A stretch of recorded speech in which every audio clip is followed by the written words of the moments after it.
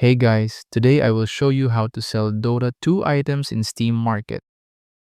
This is useful if you want to turn unused cosmetics into Steam Wallet funds for games or other purchases. First, open Steam, select View on the top left and look for Inventory. Open Show Advanced Filters, then select Marketable.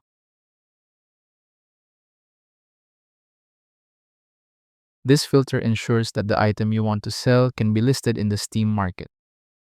Click the item you want to sell, then click Sell. Steam will show the price history graph before selling so you don't list items during temporary price drops and the amount you receive after fees. Set your price, then confirm the sale.